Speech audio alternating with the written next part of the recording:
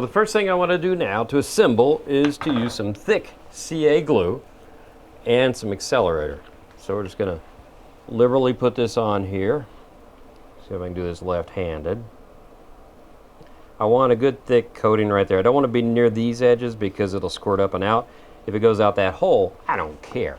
So now we have to take this thing here, get my accelerator. I want to do this over here so I don't spray that.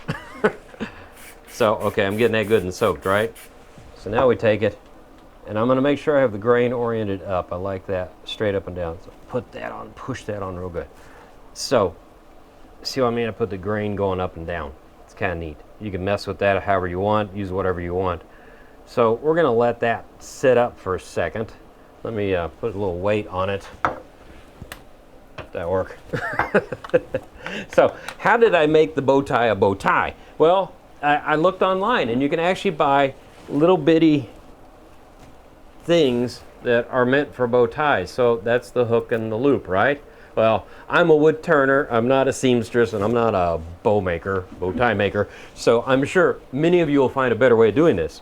But then I also found this great elastic on here, so I bought that on Amazon. I'll put the links in the comments for you guys. And so then, here's the cool part. What I did is I found these, this is where I went Neanderthal on it.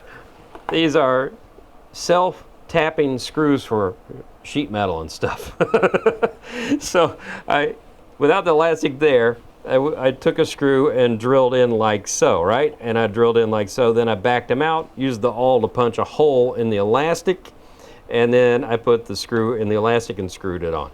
And then when it came to this part, like I said, I'm not a seamstress, so I went ahead and used a staple to hold that on there. I'm sure you can come up with better ideas than that. But anyway, that is how you make a bow tie, but let me show you what the really cool shot. I think the glue is probably dried now, or dry enough. Let's put a finish on it. Now I'm just using a Watco Danish oil. You can use polyurethane, anything you want, because you can make that really shiny and buff it up, really make it stand out. But I just like the natural look of Watco Danish oil, because what other look would you want on a bow tie than natural oil? Right. So this is the interesting thing. This is going to soak up the oil like crazy because this is side grain, right? This is end grain. This is where it's really going to soak it up. So we'll just stay on the front here. Oh, by the way, I didn't mention, see how it curves to the back? And you also see I have sharp edges.